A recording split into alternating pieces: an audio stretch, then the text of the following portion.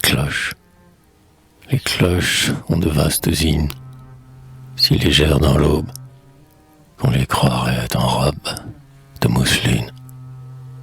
Robe des cloches balancées, cloches en joie qui épanchent une musique blanche. Ne sont-ce pas des mariées ou des premières communiantes qui chantent? Chaque cloche s'ébranle à son tour. Elle sort de sa tour, robe de mousseline, son en marche qui n'est pas sûre, mais doucement chemine. Puis son hardi s'accélère dans la nouveauté de l'azur, dont la soie indécise est faite pour lui plaire. Toutes les cloches s'agglomèrent comme des communiantes, lentes et rayonnantes, dans leur blancheur qui font une clarté lunaire. Tant de cloches, il y en a qui doucement prient. Leur chant ont l'air d'Ave Maria, psalmodie à des orgues fleurés. D'autres passent, se survivant.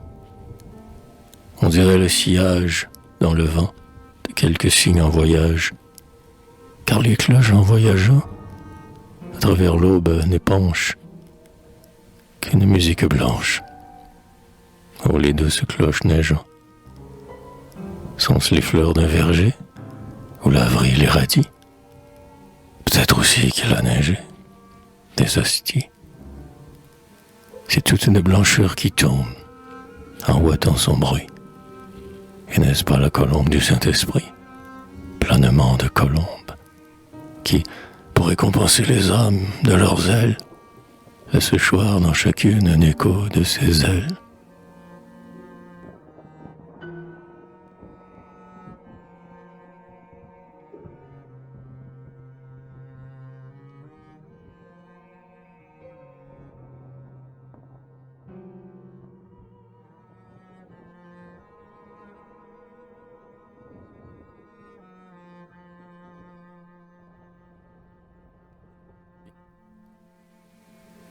D'autres cloches sont des béguines qui sortent, l'une après l'autre, de leur clocher, telles que d'un couvent à matine, et se hâtent en un cheminement frileux, comme s'il allait neiger. Cloches cherchant les coins de ciel qui restent bleus. Il en est, en robe de bronze, qui teinte, et s'éloigne, geignant des plaintes indistinctes et des demandes sans réponse. Il en est qui vivotent seuls, comme des aïeuls, dans la tristesse et le brouillard, et qui ont toujours l'air, dans l'air, de suivre un corbillard. D'autres encore sont des cloches épiscopales, qui, dans les brumes pâles, ont le mépris des carillons légers, trop frivoles vraiment trop passagers.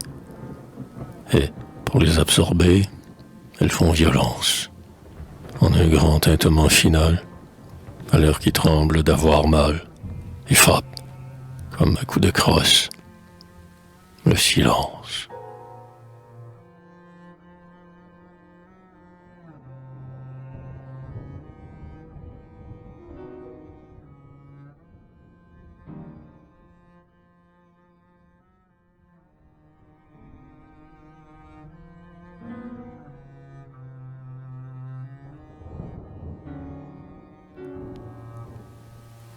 Au-dessus des rumeurs, la cloche chante. Écoute, parmi l'isolement, la voix comme un nu, son de l'éternité tout à coup reconnue. Mon âme a mérité la cloche, je l'entends toute, puisqu'en elle a cessé la vie, son bruit vain, récompense pour l'âme en paix qui la recueille, automne de musique en allée feuille à feuille, car tandis qu'on l'écoute, on redevient divin.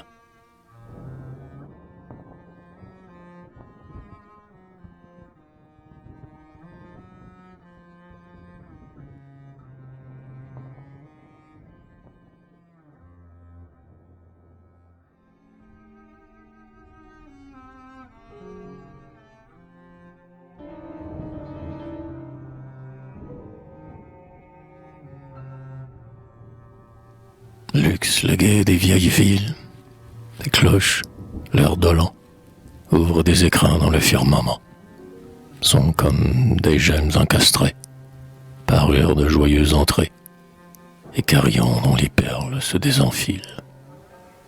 Allègres tintements, qui sont de l'or torrentiel, ou de vivaces diamants, allumant leurs facettes, sur le velours d'un bleu fané du ciel. Les cloches vides des cassettes, dont un temps scintillant averse le trésor, 12 angélus, tocsins ou sonneries, ce sont, dans l'heure du soir, ta ruisselante pierrerie, s'évadant dans ne sais quel diadème d'or, couronne de musique au front des clochers noirs.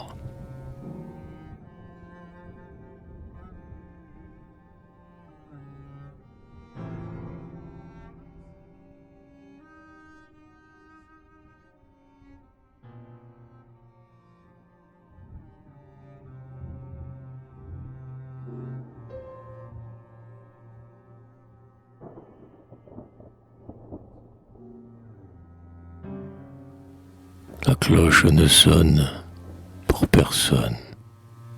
Vieille cloche dans son beffroi, la cloche a peur, la cloche a froid, et ses sons semblent les halos du cadran qui, sur la tour, hante, comme un clair de lune qui chante. La cloche ne sonne pour personne. La cloche fut jeune jadis, ses chants tombaient comme des lits sur les eaux souriantes. Dans l'air de la ville, elle était une petite communiante qui passait tout en blanc et chantait. La cloche ne sonne pour personne.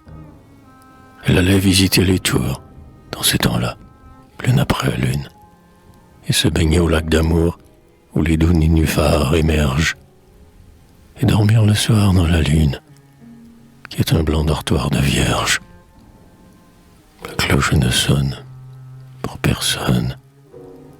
La voici valétudinaire, même au tiède matin d'août. Elle n'a plus l'âge d'être poitrinaire.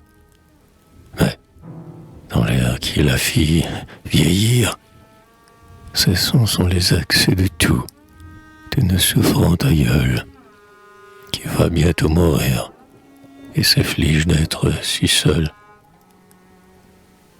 La cloche ne sonne pour personne.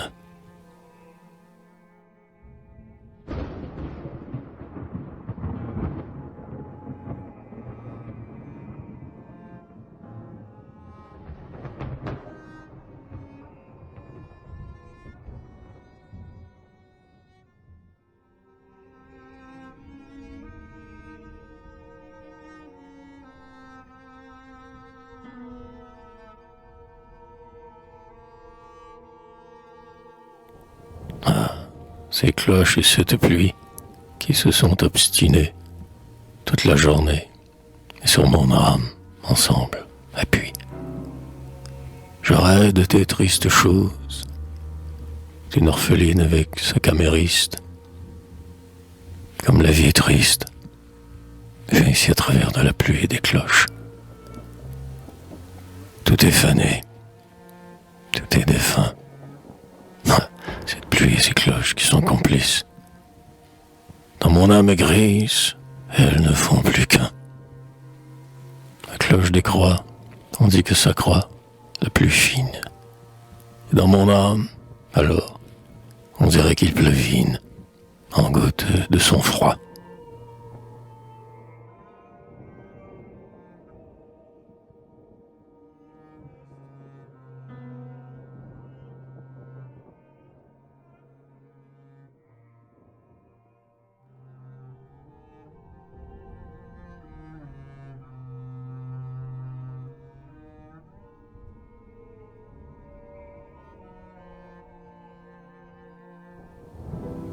Alléluia, cloche de Pâques. C'est fini la semaine en larmes. Le tombeau du vendredi saint, le crucifix saint de Violette de Parme, le planchant avec ses chants élégiaques. Alléluia, cloche de Pâques. Les cloches moururent un peu étaient souciées d'un coup de lance, comme leur Dieu. Elles avaient dormi 3 jours, au tombeau du silence. Chacune s'éveille à son tour, combien faible, combien pâlie, d'avoir été ensevelie. Et, comme d'un sépulcre, elle sort de sa tour. Toute chante, ressuscitée, et l'aube en est plus argentée, à la place, dans l'air, où leur vol s'appuya. Cloche de Pâques, Alléluia. Elle semble en robe blanche, cloches qui sont dimanche. Même seuls les vieux clochers ont l'air d'avoir mis des tulles légers sur leurs jupes de bronze opaque. Alléluia, cloche de Pâques. Une procession s'organise dans l'air, déjà compacte et brillante. Procession des cloches qui s'accélèrent, cloches qui sont des communiantes, cloches comme des croisés qui chevauchent, cloches graves comme l'évêque sous le dais, cloches chantant comme des basses. Puis c'est un arrêt presque humain de toutes les chantantes cloches en chemin, comme s'ils les attendaient à un carrefour de l'espace, un reposoir orné de tulles et de tuyas. Cloche de Pâques, Alléluia. Ces cloches dans l'air balancées sont nos robes d'enfants recommencées. Toutes les candeurs que nous avons eues, mortes et ressuscitées, comme Jésus. Notre vie ainsi bruitée, c'est le passé déjà si vague, qui s'en revient, qui se rapproche, et, dans notre âme aussi, ressuscite des cloches. Alléluia, cloche de Pâques.